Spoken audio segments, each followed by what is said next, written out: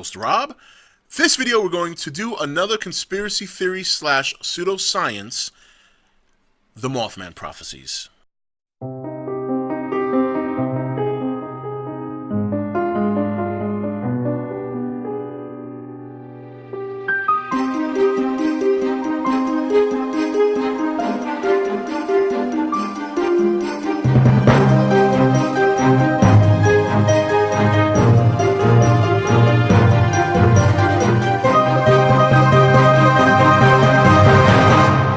Okay guys, welcome back. So I know this has been another request of a lot of you guys here on the channel, and I'm very happy to get to it. I did, of course, as you guys know, the minute I see you guys make a suggestion, I immediately jot it down, and then when I get to it, I do my research, and then I come on here and we discuss it. So the Mothman is very interesting. It's a very interesting tale. Obviously, there's a movie about it starring Richard Gere and Debra. The movie says based on true events, but it's not really based on true events. Obviously, the events that happen are in question. Basically, the story goes like this. Some time ago, 1966, there was a couple at Point Pleasant, West Virginia, having a good time, enjoying time together, parking, back in those days, parking your car was the big deal, parking your car, having maybe a picnic, or if it's at night, maybe, sitting in the car, watching the sunset, that sort of thing. And during their time together, they noticed two red eyes watching them, and they got so scared that they took off, and whatever it was followed them to the city limits, at which point it went back or took off or left. They reported it to the cops or the sheriff or whatever the case may be, and he went back and he investigated the area they were at, and he saw when he got there, he saw some what he believed to be evidence of something taking off, maybe in flight. Obviously, the story was ridiculed in the press. Sometime thereafter, a gentleman named John Keel, who wrote the book, The Mothman Prophecies, originally went there because he was working on a book to do UFOs. And when he got there, he was sent there to inquire about the Mothman Prophecies. Didn't seem too excited at the time because he was working on his UFO book. And when he got there, the more he questioned and investigated people and the events, the more he got really, really involved and taken into the whole lore, or the Mothman Prophecies, to the point that he started to kind of, I don't want to say lose his insanity, but he began to report phenomena and paranormal activity within that town. Like he felt that town was like a paranormal vortex, were his words, and he began to get prophecies of certain events that were going to happen. One of them, most notably, that he reported was being told that when President Johnson at the time was going to turn on his Christmas lights or something along those lines, the whole East Coast would black out. And he was given a date, and on the date that it was supposed to happen, he sat in his living room waiting. He had all the things necessary to be prepared for a blackout: candles, water, whatever the case may be. And when time passed, it never happened.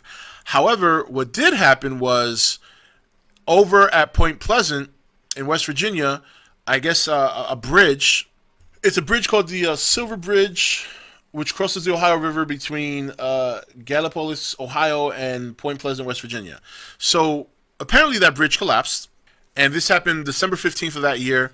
So basically the big deal here is that when the bridge collapsed, 67 people fell into the water. I think 46 died. And out of those 46, there were a number of people who were people that reported the Mothman Prophecy. Coincidence? Probably. I mean, he was given a prophecy that didn't come to pass. He felt that the bridge collapsing was relevant to the Mothman Prophecies, or the Mothman, and things of that nature, and the whole paranormal vortex of activity that he believes happens in Point Pleasant. So, very interesting, because now, after doing my research, and another thing that some people seem to really take this seriously, especially over there, because nobody likes to talk about the Mothman, apparently, who are from Point Pleasant, because of that bridge collapse. A lot of people are very, what's what I'm looking for? Superstitious. A lot of people are very superstitious of the events and feel that the people who died on the bridge collapse that reported the Mothman Prophecies, that was kind of like their undoing, was reporting the Mothman. So they don't really talk about it anymore. Now, I've never seen the movie. I'm going to consider seeing it now, since after reading this very interesting story, And it's again, it's one of those things. Cryptozoology. Nobody's ever. I mean, some people have reported to see it. Apparently, some of the people who reported seeing it died in that bridge collapse. Does he exist? I don't know. Again, you guys know me. Don't like to say 100% certain that it doesn't happen or it doesn't exist, but I'm never going to believe 100% that it does. It's open for debate. Now, but nonetheless, the lore is very interesting. I mean, when you look, when you consider that some people don't even want to talk about it, even if they might have seen him, because of they're scared. I mean, you know, that's pretty heavy. That's pretty heavy.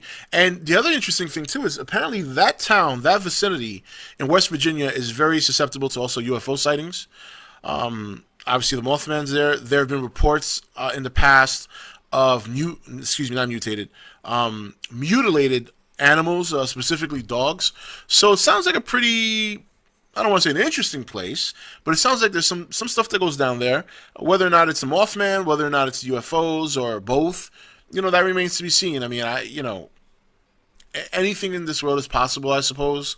Some things are a little bit less likely than others, but nonetheless, I gotta say it was an interesting read. So I'm gonna share the two links that I read about this stuff. One of them is actually an old article from IGN where they were talking about the movie at the time. This was 13 years ago, and they give a good description of the whole tale and the whole story, not based on the movie, based on what is considered the real events.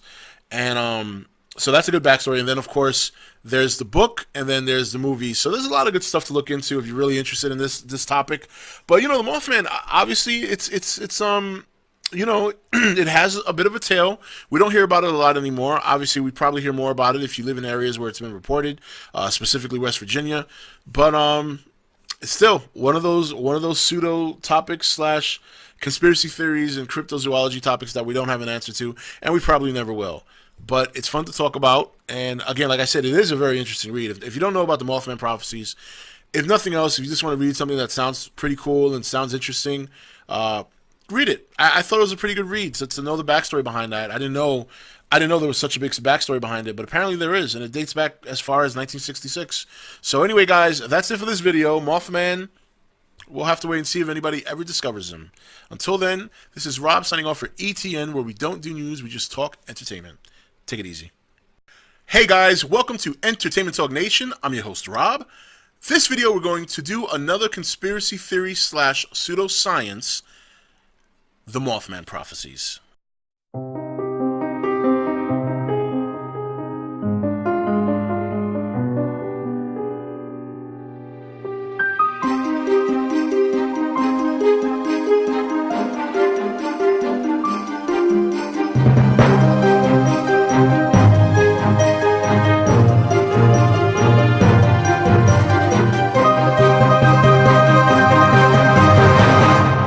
Okay guys, welcome back. So I know this has been another request of a lot of you guys here on the channel, and I'm very happy to get to it. I did, of course, as you guys know, the minute I see you guys make a suggestion, I immediately jot it down, and then when I get to it, I do my research, and then I come on here and we discuss it.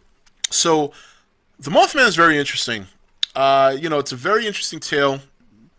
Obviously, there's a movie about it starring Richard Gere and Debra Messing. The movie says